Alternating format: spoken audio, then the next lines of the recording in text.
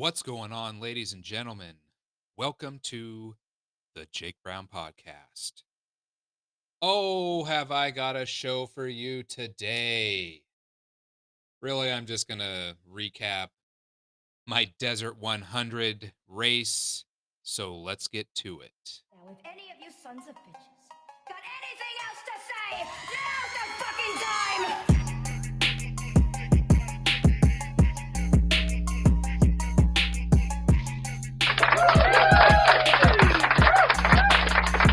Welcome to the show. Thank you, everyone, for tuning in.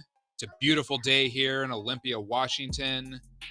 I think we're in the 60s. I have prepared absolutely fuck all for this episode. And if I can be completely honest, I'm essentially in a race against the two psilocybin gummies that I just ate.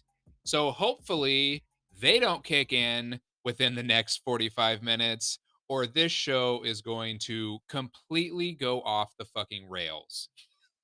If that's not a reason to tune in, I don't know what is. Look, I had the Desert 100 this past Sunday out in Odessa. Was there for 4 days. My girlfriend was there. I was there with a couple of my friends, Brian and Jenny. Uh, I had the absolute best fucking time ever. It was so much fun. I will get to the race here in a second, as far as how that went. I wanted to go over really some of the things that I liked and some of the things that I disliked. Um, and really, I can only think of one thing that I didn't like. Like, of all the stuff that took place over the course of the 4 days that I was there, one thing stands out, as what I didn't enjoy, and that was the length of the family poker run, okay? So if you don't know what a poker run is, it's not a race, all right? And then maybe some people would disagree with me here. Poker run is not a race. Essentially, you are riding a course that's so many miles long. Typically, they're anywhere from 20 to, I don't know, maybe 30, 35 miles for just a typical family poker run. There's lots of kids out there, little kids. Literally, it is what it sounds like. It's a bunch of families that are out there just not racing, they're just out there riding. Now, at every checkpoint, you draw like a chip that's going to have like a card on it. So either, you get whatever card. So typically they'll have 5 checkpoints. You make your best hand. And then at the end of the poker run, you go to the awards thing and, you know, best hand, you get prizes depending on how good your hand is. Okay. This poker run was 13 miles. 13 miles. And I think he ended up with like 4 cards, which really isn't even like a full hand. Now, they did allow us to go out and do a second lap around the course, which Brian and I did. And then we tried to get a third one in, but they wouldn't they wouldn't let us go. So we ended up just riding around the what's called the square. Um, the course for the poker run was an absolute blast, and it turned out that we did part of the poker run course during the actual 100-mile race the following day. So I was glad that we did get out and at least get a couple laps in. So again, of all the shit that happened uh, over the 4 days that I was there, that's literally my only gripe. I just wish the poker run was longer. That's all. That's all. I think my girlfriend would have appreciated it. Even after 13 miles, she was like, huh? Like, that's it? And then mentally, she kind of shut it down and was like, well, I guess I'm done riding. And then when we decided to go back out and do another lap, like she'd already changed. She was done at that point. So again, like, is that really a gripe? I don't know. Maybe like that's more of a nitpick. And I get it. There's only so much land that they have access to, and there's only so much of the actual course that they want to give away prior to, the main event, which is the actual Desert 100. So, look, I completely understand why the course was as short as it was, but hey, I'm allowed to bitch a little bit. Make that thing longer somehow. Or tell everyone going in that it's going to be 2 laps. But then again, hey, I slept through the writers' meeting. So that could have been said there. I should probably shut the fuck up about this little gripe or, get up earlier and go to the writer meeting. So either way, it was still a fun poker run. I had a terrible hand. Like right out of the gate, I pulled an 8 of spades and then I pulled like a jack of hearts. I was fucked immediately. There was no way I was recovering from that. So I didn't really care about what my hand was. Really, I just like to, ride with my friends on those. And then Brian and I turned that second lap into basically some prep for the race. Working on, Brian's working on some suspension stuff and getting some hiccups sorted in his bike. And, it was a good day overall. That Saturday before the race, I personally ended up riding 63 fucking miles. So I got a lot of good practice in at least. The square is this massive fucking area that it's literally Thunderdome for dirt bikers. There are, I don't know, I guess you could say 0 rules. Are there any rules? Anyone that was out there riding in the square, like, are there any rules? You can just ride wherever the fuck you want. Like, right down the middle of the whole thing is essentially a runway.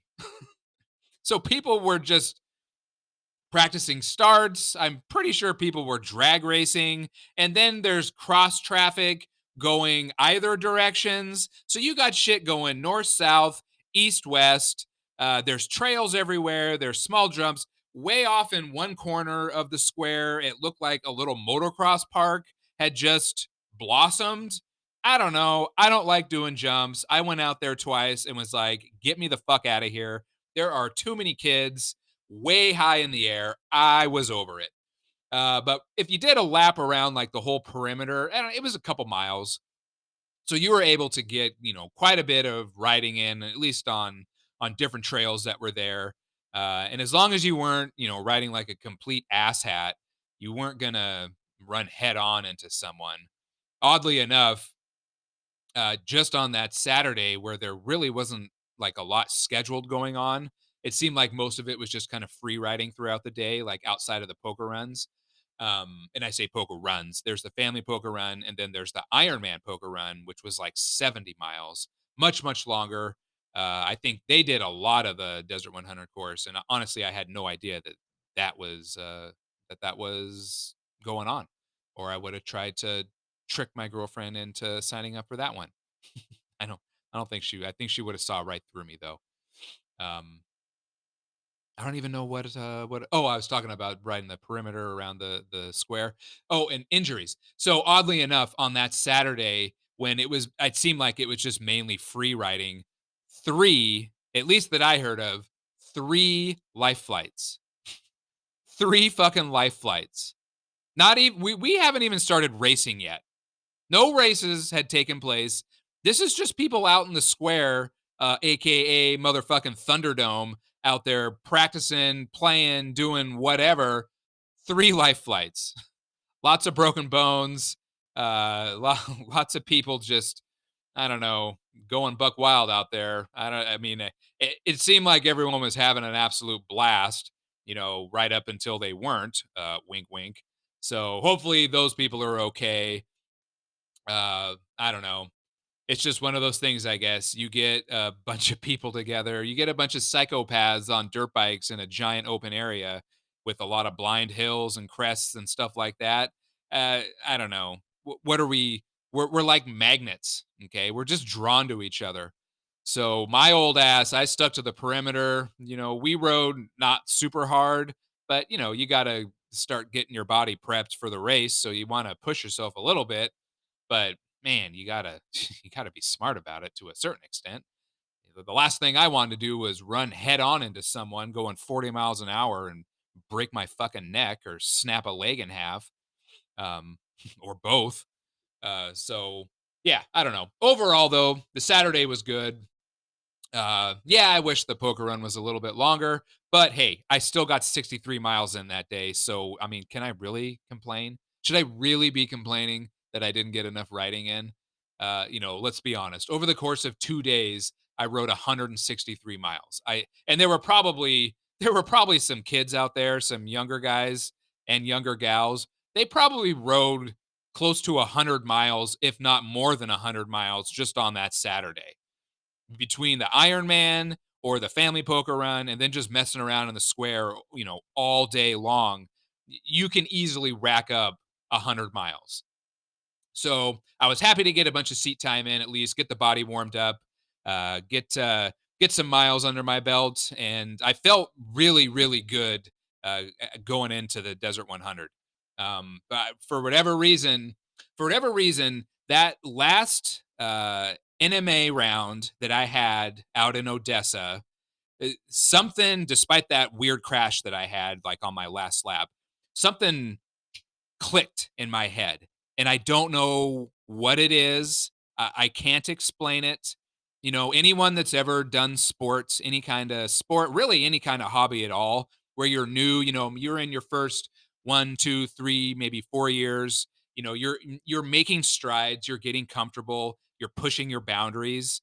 But maybe you're still struggling a little bit here and there. I feel like I'm kind of at that point where by no means am I an A level rider, even though I sign up for my senior A classes with my scrambles and my enduros. That's mainly just so I can do the long course, get the maximum amount of time. If I were to sign up for my realistically, I'm a B level rider, B minus probably. I would get stuck only doing an hour and a half long scramble, as many laps as possible in an hour and a half. Well, I don't, I'm not fucking driving 4 hours to only ride an hour and a half. So I'm kind of, I don't know, accelerating my learning curve a little bit by throwing myself out there in these 2.5 hour long races with, the A level senior riders who, dude, these dudes are fucking legit. Like they are fast as fuck. I am not on their level at all, but I'm trying to be. I do what I can. Something clicked for me like 3 weeks ago out in Odessa. And I don't know what it is, and my confidence level coming into the 100. I was cautiously optimistic, very cautiously optimistic. I think that's a good way to put it. Cautiously optimistic that I could hit my time goal that I had set for myself, which is essentially okay. So last year, I went about 6 hours 4 minutes. I want to say it took me to do the 100 miles, and I was beat up. I was really fucking beat up. My first lap definitely slow. I managed the rock section, and we only had one rock section last year. I managed it well, but I think I just got lucky on the line that I picked, and I was able to kind of scoot through it no problem. Uh my second lap of the 50 mile, and again, this is last year. Oh man, I really struggled. I had a lot of crashes, multiple crashes. I had the one really bad one where I was just following too close to someone. They crashed, and in turn, their bike took me out, and I really hurt my knee pretty bad. Like I thought that I broke my kneecap. The last 30 miles of that race, I couldn't stand. So I was essentially sitting, only able to use one leg. It was a fucking disaster. I was falling over constantly, absolutely miserable. So I knew coming into this year's, as long as I could mitigate the mistakes, try not to let my ego take over and try to run someone else's race. As long as I could kind of do that, I thought that I would be good. You know, I had a chance to meet my goal time wise. I wanted to be in that 5 hour, 15 minute to, 5 hours, 45-minute range, somewhere in there. And really anything under 5 hour, 15-minute, I would have been like, fuck yeah, like that's awesome. That's just, icing on the cake. Maybe next year I'll try to get, sub 5 hours. But, I would have been completely happy just being in that 5 hour range, but more toward the lower end of that 5 hours, 5 hour, 15, 5:20, 5:30, somewhere in there. I would have been great. Absolutely fucking thrilled. And then, two, no crazy fucking wrecks where I really hurt myself uh, because I didn't want to have that experience like I did last year, where my race was so fucking, the last 30 miles of my race was so handicapped because I had one leg that I couldn't use. It changed the whole trajectory of my race. So those were like my two big goals going into this year. Uh, by no means am I a hero at the start. That cannon went off, and because of how they organized this year, I pretty much had a straight shot to the gate as far as getting to my bike, and then I pretty much just had to ride in a straight line to get to where kind of the initial spot you're aiming for, which is like 3/4 of a mile, you know, out in this field. I challenge, no challenge. Google 2024 Desert 100 and watch some of the videos that people took of the start. It's fucking wild. I don't know how many people were out there. Uh, the result sheets had, and it doesn't include the team people, I don't think.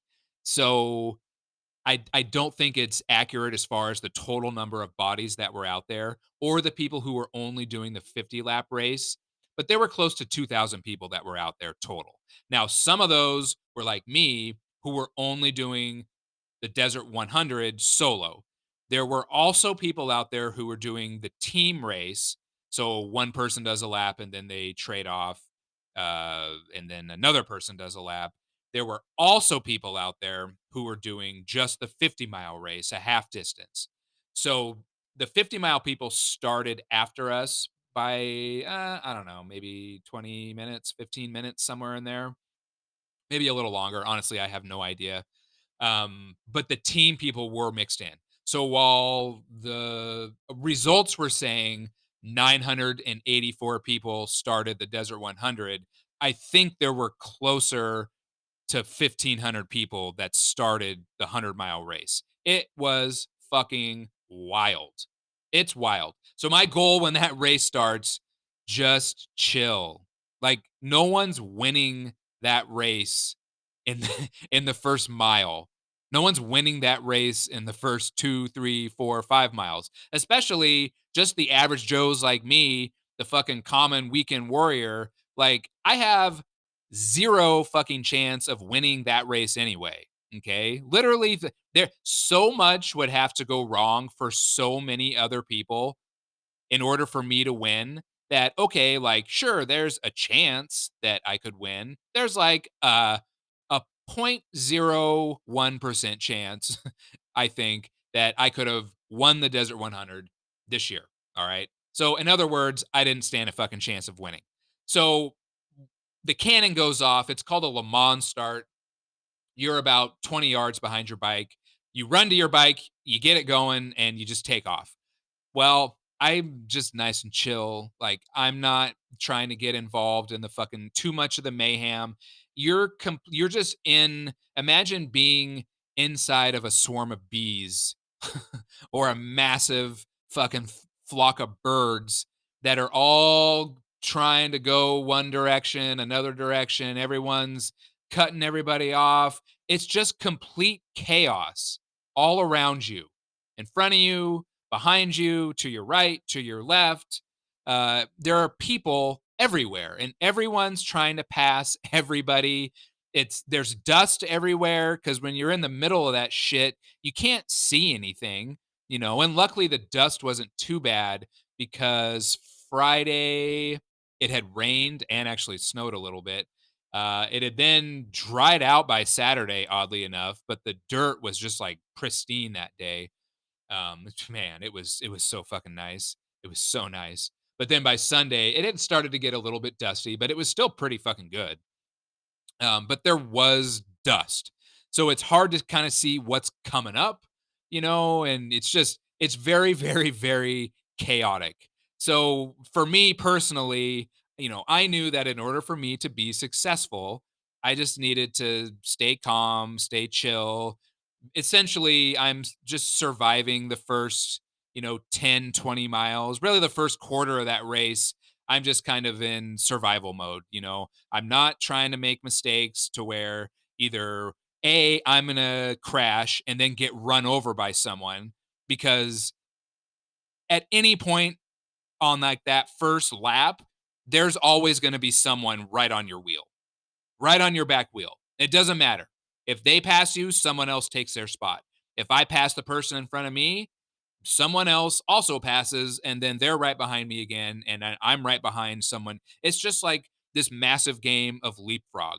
And honestly, like the first 50 miles kind of feels like that. Or maybe like maybe like the first big rock section, I believe, was at mile 37, and that's where it really started to thin out, because the rock sections are what they're the great equalizer. Okay, if you're not good going over the rocks, if you're not good getting through those sections, you're going to get stuck there for a while, and whatever group you are battling with, they're going to get minutes, miles in front of you by the time you get going, by the time you clear that section and get going again. So I was fortunate, I avoided all the bullshit. I was able to run a pretty good pace. And then I got through that rock section pretty easy, the first big one. And then it kind of thinned out after that. And I was just able to then start pushing a little bit and picking people off as best I could. And there was my favorite section of that. I would say maybe the last probably 10 miles of the loop was just this wide open. You're going through these rolling hills, kind of into these little canyons almost, and then you'd pop out.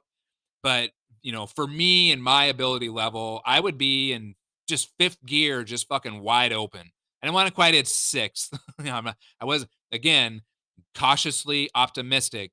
I did not want to let my ego get the best of me. So I kind of kept it in fifth gear, where I knew I was still cooking pretty good, but not wide open to where if something were to happen, it would be catastrophic for me. Not like crashing in fucking fifth gear is going to be any better, but more than likely I get up and get back on the bike and keep going.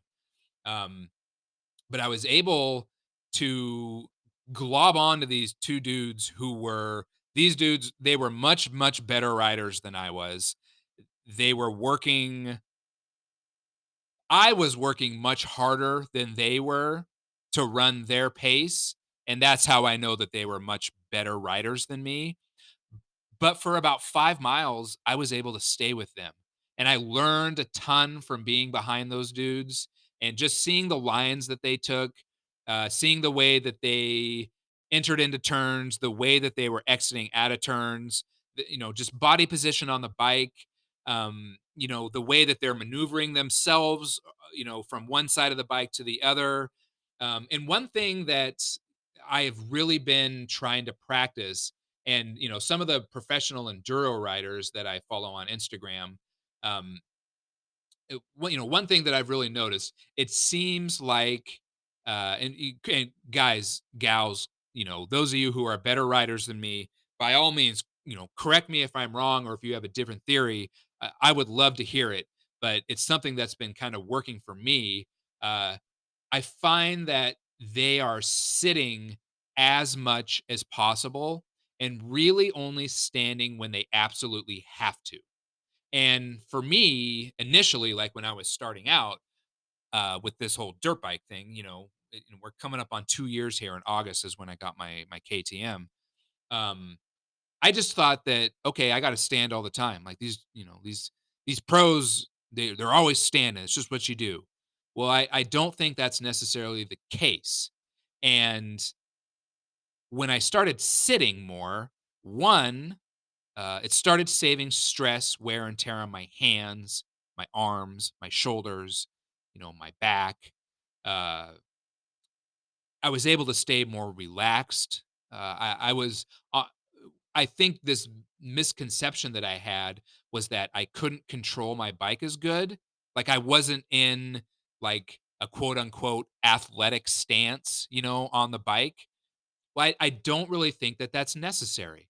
And I find that when I'm sitting on my bike, even when I'm going fast, when I'm in tight parts of the track, single track stuff. If I can maintain a seated position, I can control my bike really, really well. Now there are times when you just have to stand. Whoop sections, you got to stand. Going over obstacles, you need to stand. Downhill, you need to stand. There's a time and a place for everything. But I'm finding, and I definitely noticed with these guys that I was following, they were sitting as much as they could until they absolutely could not anymore. And I just started to kind of copy what they were doing. And I found myself working or exerting less energy to run a faster pace. So, hey, look, I'm curious. Uh, Again, like I'm not even 2 years into this off road, fucking obsession. I have two obsessions in my life right now from a hobby standpoint. Uh, my dirt bike and boxing. Those are my two obsessions. So I'm again, man. I am all ears. I am all fucking ears when it comes to feedback on my riding technique. And I'm a little more selective with my boxing technique. I kind of trust certain people, my coaches, my teammates, and then a few others, from T Town MMA that are legit. I'm not just gonna take random fucking boxing advice from people I don't know, but I don't know. I'm a little more open to to advice. I do have a good extensive motorcycle background, but I'm curious. What are people's thoughts on sitting as opposed to standing? Uh, when you do it, when you don't do it. Why you do it, why you don't do it. I don't know. It was fascinating. I reached a point though where I was riding where I would say that those guys were maybe riding at like 80, 85%, of their ability. Where for me, I was riding at like 90 to 95%, maybe even a little more than 95%. So, yes, like I could do that, but I could not maintain that, for the remainder of that lap, which was roughly 10 miles. So, after about 5 miles, I was pretty fucking exhausted. The amount of focus that I was exerting, or the amount of energy I was exerting just from a focus standpoint, I was like, it's time to roll off. Like this was a good time to, don't ego ride here. Let's chill out. That was a ton of fun. I learned a lot from those guys. There will be other people I can glom onto and check out what they're doing. But I had enough and I tapped out and I rolled off the throttle and kind of took my effort back down to a manageable, 80, 85%, where at least I could maintain that and not burn myself out. Because keep in mind, hey, I still had another fucking lap of that shit to go. And, my thing is the first 50, like, yeah, it's tough, but it's almost just like a sighting lap, you know, the real race from a mental standpoint, the real race starts that second lap. And that was true last year. And I just assumed it would be the same this year. And it 100% was. Now, when I finished that first lap, I think I knew I was definitely riding a much faster pace, because Brian was in the hot pit and he had only been there for maybe 5 minutes. Where typically, Brian's in general, and there were some other circumstances with his bike that were preventing him from riding his true pace, which is way, way, way, way, way faster than me. Um, but hey, he's still one hell of a rider. He can overcome uh just about anything on a bike and still run a pace that's way faster than me. So I knew that I was at least running a good pace, a quick pace, from the fact that he had just gotten to the hot pit 5 minutes before me. And he had just gotten his helmet off. He was just starting to, eat a little snack, getting his bike fueled. And I was like, oh shit, like I'm doing okay. So eat a banana, get the bike fueled up, pound some water, as much as I can. You got a camel pack on, but it's hard. There's really only so many chances, at least for me, that I'm comfortable taking my hand off the fucking grip to try to fuck around with my camel pack, I guess spout, to get it in my mouth, to then start trying to drink water, and then get it back out before either I'm hitting whoop sections or rock sections or, fucking deep sand or mud or whatever. So, for me personally, there's not like a lot of opportunities for me to grab or to drink water while I'm out there. I could probably count on one hand the spots where I felt comfortable enough to actually gulp some water down. And when I hit those spots, I would drink as much water as possible, which was really like 3 or 4 big gulps. And then you're into some other shit that you got to deal with. Um, so I start my second lap and I knew one, I had broken my rhythm from the first lap because anytime you stop and then you got to start again, it's like you're starting a whole new rhythm. Um, I felt pretty good though. I got back to this, and I hadn't had a crash. I hadn't even had a tip over that first 50 miles. Like I rode real smooth. I rode real chill. I definitely pushed it sometimes, and especially when I was tagging along with those two dudes, I was pushing hard, hard, hard. I was really pushing, but it wasn't the whole lap. So I still, I felt really fresh from an energy standpoint. And then and then it happened. I go through this one initial little rock section, which was nothing crazy, and I got through it. The rocks were all wet though, and I don't, they for whatever reason those rocks didn't dry out. Someone had crashed out in front of me, and as I kind of was turning to the right, and accelerating, because I'm fucking racing at this point, and I had kind of clear trail in front of me, and I had just passed a whole bunch of people, and I wanted to put a gap on them because I didn't want them like right behind me. And as I went to kind of turn my bike to get around this dude who had crashed, fuck man, the ass end of my bike just squirted out, and I just took a header right into these rocks, fucking head first. Before I knew it, head first into these rocks, and holy shit, my bell was rung, and I immediately bounced up and got on the bike and just kept going. Like immediately, within fucking 10 seconds, I was on my bike and I was going again. But my eyes were really having a hard time stabilizing. I could not see very well. My fucking head was ringing, and I was like, "Oh, great! Now I've fucking concussed myself." And at this point, I probably still had, oh Jesus, 40 fucking miles to go, and I'm thinking, "Are you shitting me? Like, did I just fucking do the exact same thing again, to where I do something stupid and I injure myself in a way that's going to compromise my rate?" And I was so fucking pissed. So for about, I don't know, 10, maybe 10 minutes, maybe 15 minutes tops. I kept moving, okay, but I was just riding super chill. I wasn't pushing. I was just staying out of people's way. All those motherfuckers, and they're not motherfuckers, like everyone out there is super cool. But from a competitor standpoint, all those motherfuckers that I had just passed fucking passed me all back again. And I was so fucking pissed off. And then the second that my head started feeling better and like my eyes just immediately focused again, I was wide open, full fucking throttle. Let's go. Let's fucking go. And from that point on, I don't know. I don't know what it was. I felt fucking awesome. My head stopped hurting. My eyes were great. I was focused. And I rode as hard as I fucking could. I rode as hard as I fucking could. The the rest of that race.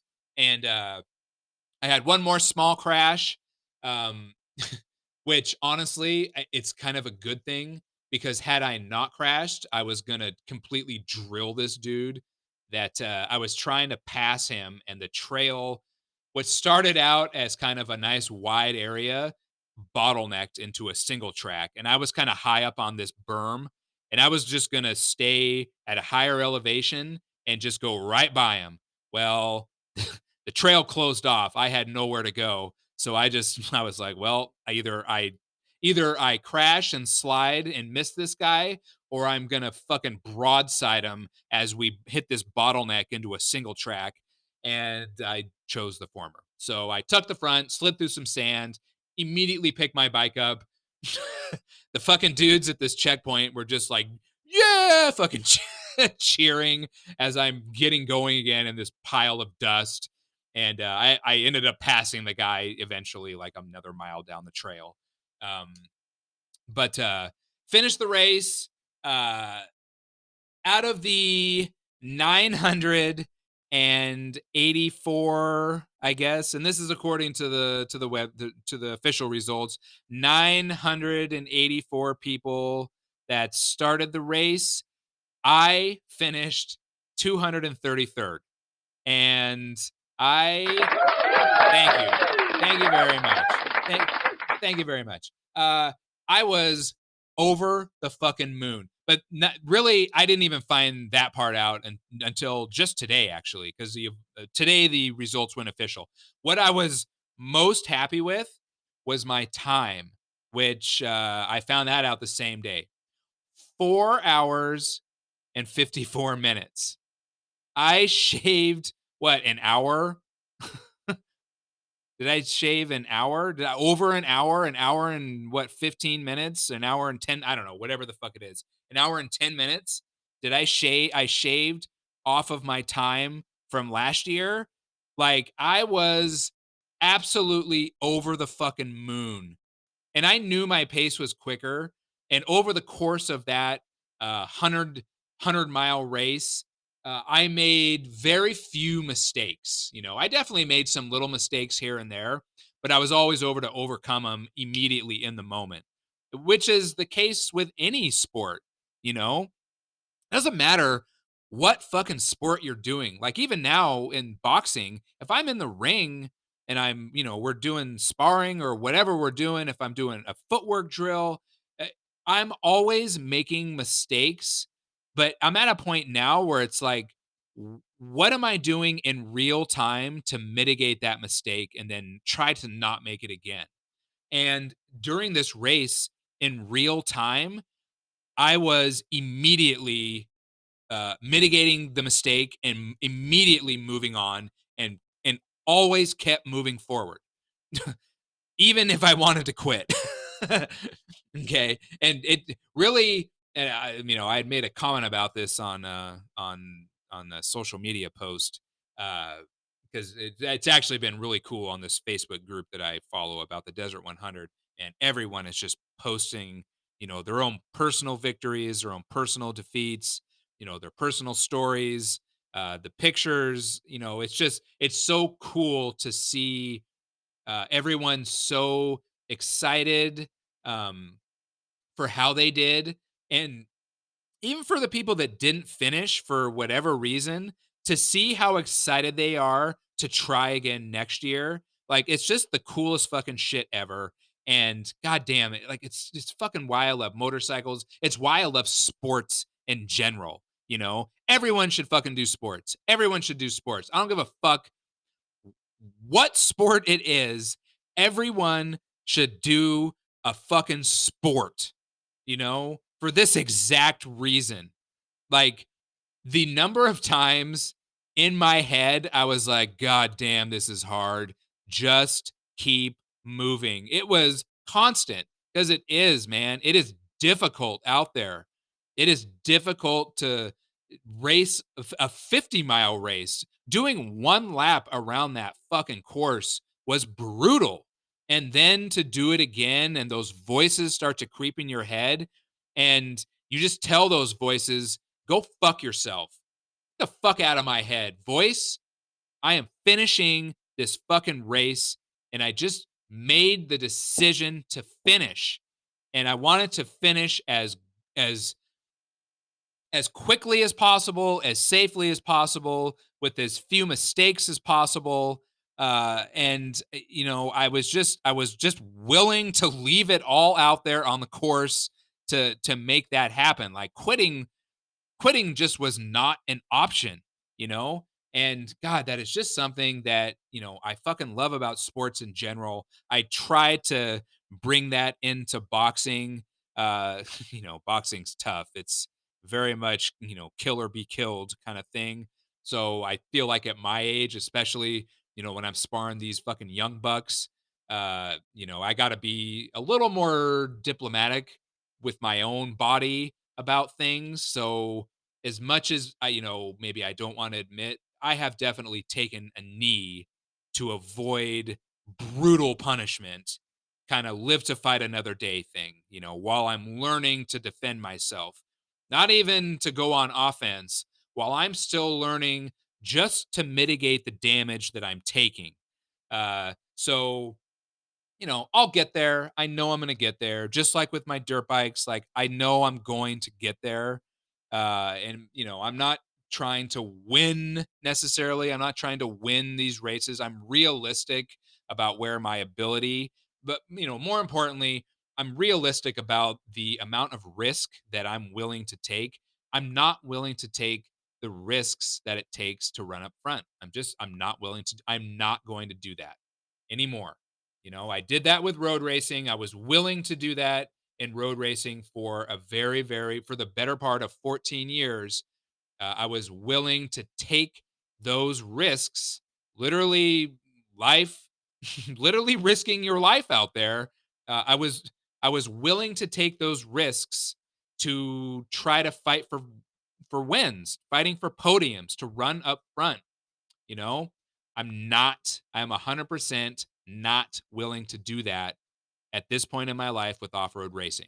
So I do while my, you know, maybe my floor is a little higher than a typical maybe new person just because of my motorcycle background, my ceiling is much lower. Okay, and same with boxing, my ceiling is going to be much lower. You know, I'm not there's going to be some things I'm just not willing to do. You know, in the name of quality of life, if and when it all goes bad, you know, my quality of life ultimately is going to be more important. But that doesn't mean I can't go out there and still bust my ass. And I was so fucking excited to go sub 5 hours.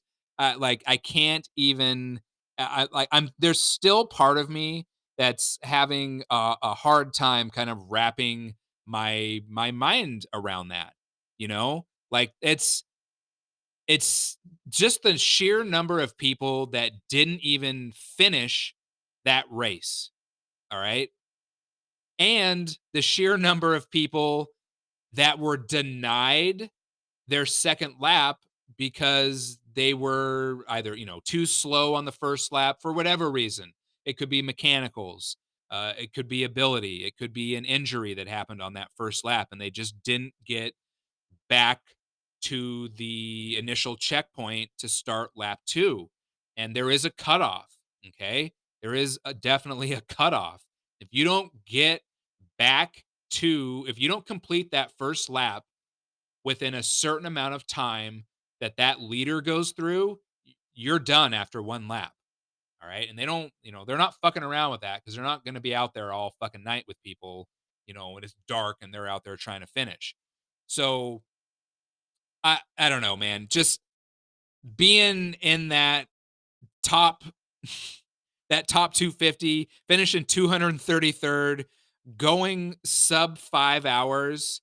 I don't know. I mean, to me at my stage in this dirt bike journey, at my stage in life, you know, hell, I don't even I hate to even say it, riding a smaller bike, a smaller displacement bike. I'm out there on a two-stroke 150. You know, the overwhelming majority of people, they're out there on four-stroke 250s, on 450s, or on two-stroke 300s. There's, quite a few two-stroke 250s that are out there. Um, it's not, you just fucking, you run what you brung, man. And my little bike, I'm comfortable on it. I know how it's going to perform.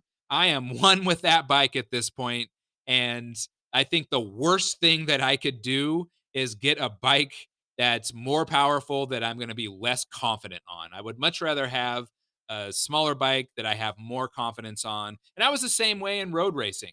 I raced a leader bike for one, two, three, for 4 seasons. Okay, spread out over the 14 years, two different times. I decided to try the leader bikes. I was like, give me a fucking thousand, give me the big dick bike. Nope. I I'm not that kind of rider, and I don't have those kinds of skills. And it takes a whole different set of fucking testicular fortitude to ride those big bikes. And I knew my place. My place was on the 600s, and I rode the motherfucking shit out of my R6s, out of all the R6s that I had. I was confident, I was comfortable, and I was able to beat a lot of guys on thousands, not because of that my bike is so much faster, blah blah blah. It was just a confidence and a comfort thing. you know when you're comfortable on your bike, you're going to be confident and you're going to go faster. Okay. And I'm almost taking that same approach with my little two-stroke 150 XCW. Fucking shout out KTM. That bike is fucking money. Um, I'm I'm comfortable on it because I know it's. I mean, don't get me wrong. That fucking bike will still get away from you if you don't respect it. Just like a 600 will still get away from you if you don't respect it. Um, but I'm comfortable on it. I respect it, but I'm comfortable on it, which then in turn gives me confidence, which then in turn allows me to push my boundaries. And man, it's like I'm it's just carbon copy of my road racing, all summed up into how I'm starting this off-road journey. And honestly, it's kind of how I'm approaching boxing. I'm trying to find, a style that's going to promote me being comfortable and then me being confident. And right now I don't really have a style. I don't have a style. I'm playing around with different styles. I copy so many people just to see if that's going to work for me. You know, like there. My friend Justin, who I like to kind of gauge my progress against him. Well, and Nicole as well, because they both beat the shit out of me. Um, so I like to kind of gauge, but I try different things with them to see, is this going to work, is this not going to work, is what I've been practicing working in real life, in real time. Some stuff works, some stuff doesn't. And it I just in all of sports, it doesn't matter what you're doing, you got to find your style. You got to learn the basics, but you have to put your style on it, which is going to make you comfortable, which in turn is going to give you confidence. And that approach, it has worked in my track and field career when I was young, and then running in high school and in college, and even post collegiate when I was running. It worked in football, all the way through college. Well, I played 2 years through college. Um, but it's like I feel like just the fact that I was, by no means am I saying I was a good college collegiate football player. I was not. I was definitely at the bottom of the food chain when it came to collegiate football. But I got there. Okay. I made it for 2 years. Injuries, I, made an executive decision to just focus on track after that. But I developed what for me was a style that gave me confidence and then allowed me to have success. I carried that into motorcycle racing, um, on the road circuits or on the closed course road tracks, and I'm taking that same mentality into the off road world, and it's going to pay off. Just like eventually it's going to pay off in boxing. I know it will. I'm going to will it to happen. I'm willing that shit to happen. Um, Both off road and in the ring. I care too much about both of them to not be successful. I don't give a fuck how old I am. I don't give a fuck who I'm racing against, and I don't give a fuck who I'm fighting against. How old they are, how big they are, how quick or powerful or blah blah blah. You know, I'm going to go at them, and I'm going to develop my style. I'm going to race these guys who are better than me, and I'm going to develop my style, and I'm going to build my confidence. And I know eventually I'm going to get there to where I can, at least, be competitive. I'm not going to win, um, but I'm okay with that. My victories are now, my internal victories. Going sub 5 hours was a win for me. Okay. Having really only one bad crash during that whole 100 miles, you know, that's a win for me. I didn't hurt myself too bad. All right. I've hit my head plenty of times in my life. I know I'll bounce back. But that's a win for me. Okay. Anytime I'm sparring, if I get a good combination, even if I ultimately, if the round was being scored and I ultimately lost, if I execute a game, if I have a plan in real time, if I develop something in my head in real time and then I want to try it to see if it works and it does, that's a win for me. All right. I don't give a shit if I ultimately lose the round. I tried something, I made a plan in real time. I tried it, it worked. That's a win for me. Okay.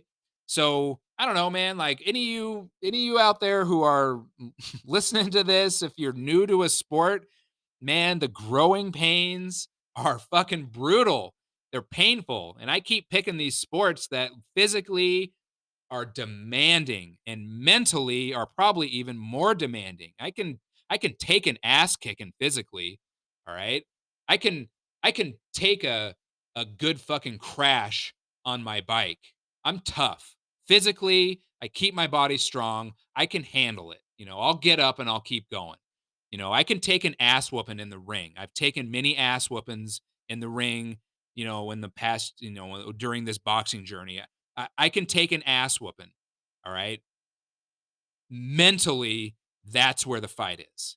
All right. So, all you newbies to whatever sport you're doing, conquer the mental aspect and everything else will fall into place. Oh, shit. We know what that means. I feel like these gummies are maybe starting to cause my mind to go in multiple directions. So I think it's a good time to bid you all adieu. At Jake Brown Pod on Instagram and on X/Twitter. Again, all you off-road racers out there, I want to know your theory on sitting versus standing, when you do it, when you don't do it. For me, again, I'm finding that sitting as much as possible seems to be working well. So I'm going to keep fucking doing it. And I don't know. I feel like I can kind of see little bits of a light at the end of that way off fucking long ass tunnel where this stuff is really starting to click. And I'm excited for the rest of this season. I feel like I got some good momentum going. Even in my boxing world, I am still a beta. I am so far down on the food chain, it's ridiculous. But there are things that are starting to make sense. And, having awesome fucking teammates that work with me They don't just beat the shit out of me. They work with me and they teach me. My coaches are awesome. When I go to T-Town MMA, guys like Elliot and Justin and Nicole, getting to work with them, awesome.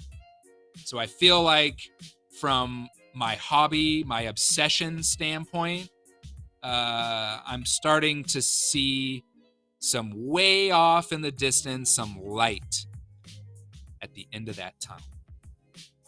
And whatever you're out there doing, stick with it, and we will all get there together. All right? I'll be back next week with another show. Get outside, enjoy your life, unplug a little bit, and we'll talk with you all later.